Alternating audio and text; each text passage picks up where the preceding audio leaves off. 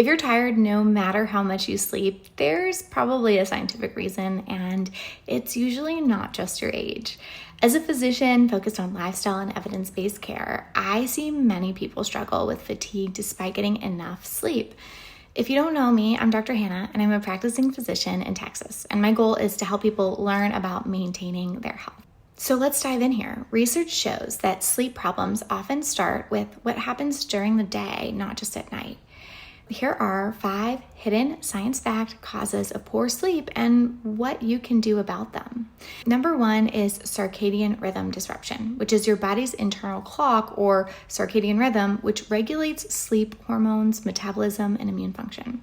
Irregular sleep, wake times, shift work, and exposure to artificial light at night from screens or indoor lighting can misalign this clock, leading to poor sleep quality and increased risk of metabolic and mood disorders. A 2022 Lancet review highlights that insufficient morning light and excessive evening light weaken circadian amplitude, meaning slow the change in cortisol level from morning to evening. This contributes to cardiometabolic, meaning cardiovascular system, heart vessels, and metabolism, and inflammatory diseases, things like cancer, autoimmune conditions, arthritis, Alzheimer's. Chronic circadian misalignment, meaning your body's internal clock and your actual daily schedule are out of sync for a long time. This actually increases inflammatory markers and disrupts cortisol rhythms, as shown in controlled laboratory studies. The American Thoracic Society emphasizes that circadian misalignment impairs glucose control, cardiovascular health, and even immune function.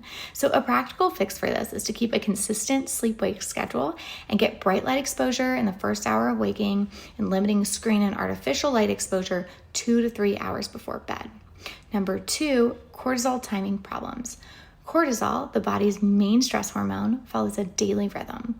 It should be high in the morning and low at night. Chronic stress, poor sleep, or irregular routines can cause elevated nighttime cortisol, making you feel wired but tired and fragmenting sleep. Systematic reviews show that poor sleep quality increases HPA axis reactivity, or more simply said, revs up your body's stress system, which high pre-sleep cortisol predicts less effective sleep. So we know that cortisol impacts sleep, and these rhythms are linked to insomnia, metabolic dysfunction, and mood disorders. A practical fix to this is to use stress management techniques like relaxation, mindfulness, regular routines, and to avoid stimulating activities before bed to help reset cortisol rhythms. Number 3 is blood sugar swings. A lot of people think this is a big problem for them. Sleep and glucose metabolism are tightly linked. High carb dinners or late night snacking can cause blood sugar spikes and drops, which may trigger nighttime awakenings and worsen sleep quality. I often find that stress has a bigger impact here, however, but the American Diabetes Association in many meta-analyses confirmed that both short and long sleep durations, as well as poor quality sleep, are associated with impaired glucose metabolism and increased risk of type 2 diabetes. Your sleep can impact your diabetes risk.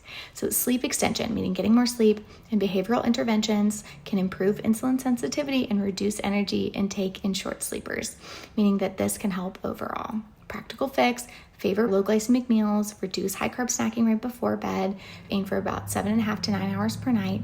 And if you are tired at 7.5, try getting more sleep. The 5th thing we're going to talk about is inflammation of the gut. Chronic disturbances of cortisol can disrupt the gut microbiome, both impairing sleep and overall health. Meta-analyses show that sleep disturbances and long sleep duration are associated with higher levels of inflammatory markers like CRP and IL-6. The gut-brain axis plays a role in sleep regulation. Sleep deprivation alters gut microbiota, which can further disrupt sleep and metabolic health. So a practical fix for this is supporting gut health with a fiber-rich anti-inflammatory diet and regular sleep patterns. The last one here is overstimulation before bed.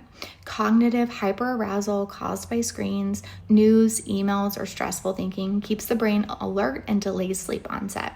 Systematic reviews show that pre-sleep cognitive activity, worry, planning, screen use is linked to longer sleep onset latency and more insomnia symptoms.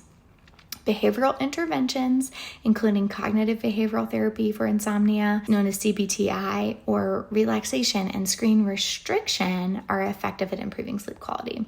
So practical fix for this is to establish a wind down routine. Dim the lights, avoid screens, and use relaxation techniques about 30 to 60 minutes before bed. The big takeaway here is to find something to do before bed other than scrolling. That's really important for sleep quality, and people often blame blood sugar when it's the scrolling, in my clinical opinion.